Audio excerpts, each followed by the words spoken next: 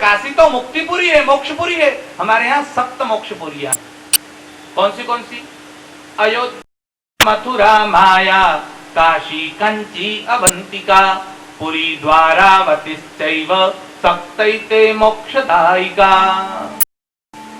लेकिन देखिए ये 7 है ना, काशी बीच में है और 3 दोनों और है। अयोध्या, मथुरा, माया, पहले ये 3 है, फिर काशी बीच में आ गई, और काशी के बाद कांची, अवंतिका और फिर पुरी। मतलब दोनों पर 3 है और बीचों बीच काशी है।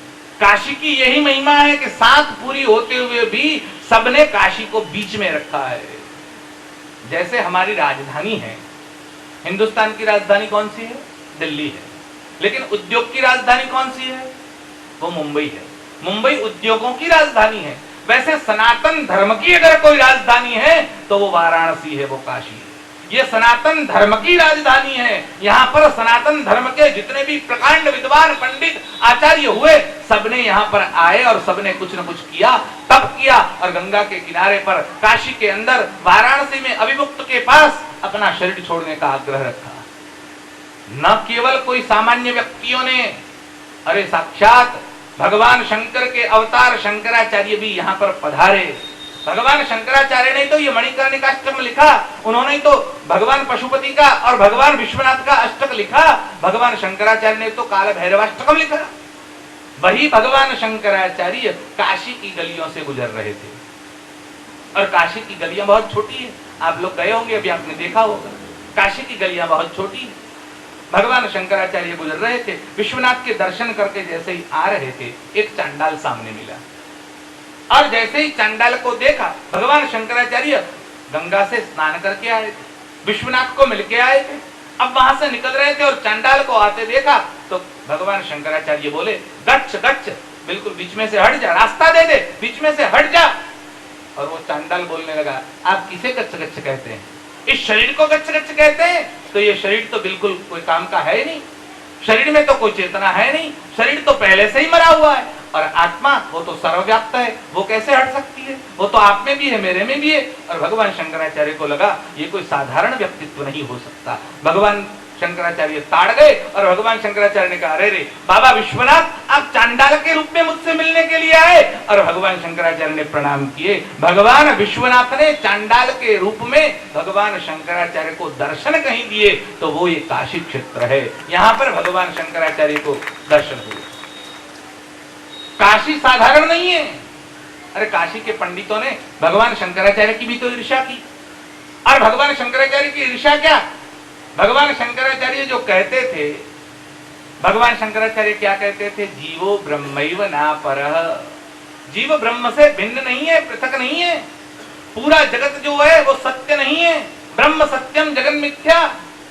अब हुआ क्या, जब जगत मिथ्या है तो काशी के कुछ विद्वानों ने, कुछ पंडितों ने छोटी छोटी संकरी गलियों में शंकराचार्य जा रहे थे और पीछे एक पागल हाथी को लगा दिया। अब हाथी पीछे भागने लगा। अब जब हाथी पीछे भागकर आ रहा था तो भगवान शंकराचार्य 2-4 स्टेप चढ़ के किसी एक पत्थर के ओटे पर चढ़ गए। अब भगवान शंकराचार्य चढ़ गए तो हाथी बीच में से गुजर गया, और वो सब पंडित हल्ला करके आ गया, गुरु गजो मिथ्या, गजो मिथ्या, गजो मिथ्या। आप तो कहते थे कि ये संसार मिथ्या है, तो जो संसार मिथ्या है तो हाथी मिथ्या है कि नहीं?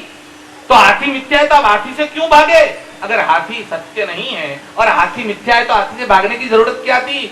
भगवान शंकराचार्य बहुत शांति पूर्वक उनके सामने हंसे, स्माइल देकर भगवान शंकराचार्य हंसते हुए कहते लगे, वत्स पलायनम अपि मिथ्या। मैं जो भागा वो भी तो मिथ्या था, उसमें कहां सत्य था? अगर गज मिथ्या है तो मेरा भागना सत्य कैसे हो सकता है? गुरु गजो मिथ्या, वत्स पलायनम अपि मिथ्या। ये वही काशी नगरी है जहां पर भगवान शंकराचार्य रहे। ये भगवान शंकराचार्य की देन भी है। खैर उसकी बात कहां करें, यहां तो ऐसे ऐसे दिव्य पुरुष आए। अरे अभी अभी की बात करो, स्वामी विवेकानंद के गुरु, आप सबको नाम पता है, रामकृष्ण परमहंस। भगवान रामकृष्ण परमहंस भी यहाँ आए और मणिकर्णिका जो घाट है उस घाट पर रामकृष्ण देव रहे और उस घाट पर रहते हुए उन्होंने भगवान शंकर की आराधना की और साक्षात पशुपतिनाथ उनके सामने प्रकट हुए और विश्वनाथ ने दर्शन किए। रामकृष्ण परमहंस को मणिकर्णिका पर भगवान विश्वनाथ के दर्शन हुए और न केवल दर्शन, उनको आशीर्वाद दिए और रामकृष्ण परमहंस का नाम आज दुनिया में पूरे विश्व में प्रख्यात है। ऐसी विभूतियां बहुत कम होती है। स्वामी विवेकानंद भी यहाँ आए, विवेकानंद भी यहाँ रहे हैं। अरे रहे नहीं, इसी क्षेत्र में आप लोग दुर्गा मंदिर गए हैं। ये दुर्गा मंदिर यहाँ पीछे ही है। ये दुर्गा मंदिर से विवेकानंद जी जा रहे थे, पूजा करके लौट रहे थे। अब जा रहे थे और उनके पीछे बंदर पड़ गए। यहाँ बंदरों का त्रास बहुत, आज भी है कि नहीं पता नहीं, लेकिन पहले तो ज्यादा ही था। अब बंदरों का त्रास इतना था कि सारे बंदर उनके पीछे पड़ गए। अब विवेकानंद डर गए और विवेकानंद भागने लगे, बंदर पीछे भागने लगे। अब जब बंदर पीछे भाग रहे थे, विवेकानंद जी आगे भाग रहे थे। उस समय उनका नाम विवेकानंद नहीं था, लेकिन वो भाग रहे थे और पीछे एक संत आ रहे थे, बुजुर्ग संत थे। बुजुर्ग संत ने आवाज लगाई, ओ संत खड़े रहो, सन्यासी खड़े रहो। और विवेकानंद जी खड़े रह गए। बोले क्या हुआ महाराज? बोले इन बंदरों से डरो मत, डट के इनका सामना करो।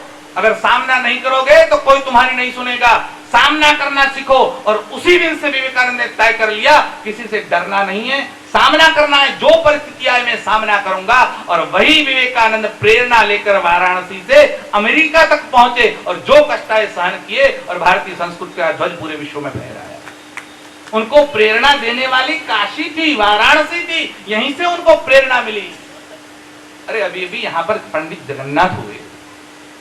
पंडित जगन्नाथ, जगन्नाथ लहरी, गंगा लहरी, गंगा लहरी नाम का काव्य जिन्होंने दिया। भगवती गंगा के जो स्टेप्स है उतरने के, वैसे 52 स्टेप्स पर ऊपर बैठे हुए जगन्नाथ भगवती का स्तवन कर रहे हैं और एक एक पंक्ति बोल रहे हैं और गंगा जी एक एक स्टेप ऊपर आ रही है, एक एक स्टेप ऊपर आ रही है।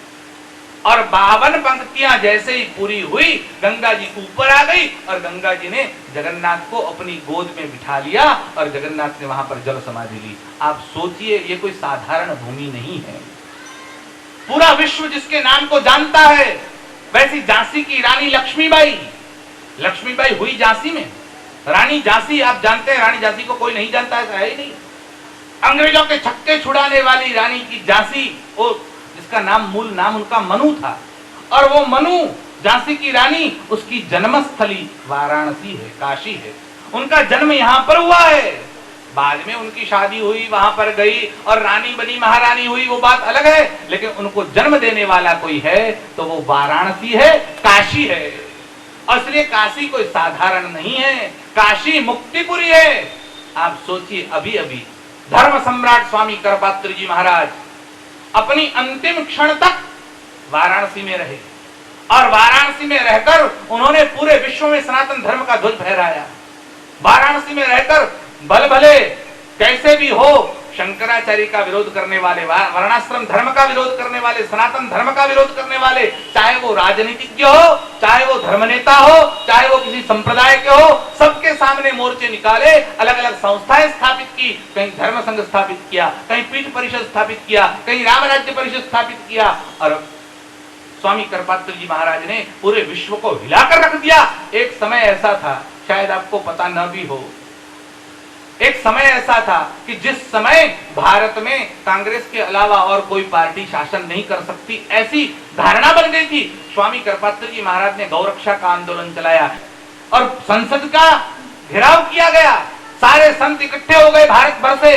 स्वामी करपात्र जी महाराज और पुरी के शंकराचार्य के नेतृत्व में संसद का घेराव किया गया। पूरी संसद के आसपास संत जमा हो गए और संसद के ऊपर हल्ला बोल दिया। और तब इंदिरा गांधी का शासन था, उन्होंने गोली चलाने का आर्मी को आदेश दिया और 800 संत मारे गए। गायों के लिए 800 संतों ने अपने प्राण की आहुति दे दी। और स्वामी करपात्र जी महाराज ने राम राज्य परिषद की स्थापना की कि ये निकम्मे नेता अगर संसद में बैठेंगे तो हिंदू धर्म की, सनातन धर्म की कोई नहीं सुनेगा, इसलिए अपना भी कोई अंदर चाहिए। और स्वामी करपात्र जी महाराज ने राम राज्य परिषद की स्थापना की। और राम राज्य परिषद, गुजरात में उसकी उस वक्त 16 सीटें आई थी, गोवर्धन भाई पटेल को शायद पता हो। और राजस्थान में उस वक्त उनकी 51 सीटें थी। उस वक्त राजस्थान में 100 मेंबर की असेंबली थी और 51 सीटें गणपत जी महाराज की राम राज्य परिषद की थी। मतलब सरकार बनाने की स्थिति में थे राजस्थान में। ये कोई छोटी उपलब्धि नहीं। तब बीजेपी का नाम नहीं था, तब जनसंघ का नाम नहीं था, तब हिंदू महासभा थी और ये राम राज्य परिषद थी। अब सोचिए ऐसी बड़ी विभूति कहां हुई? यहां पर वाराणसी में रहकर उन्होंने तप किया। ये उनकी भी तो तपस्थली है।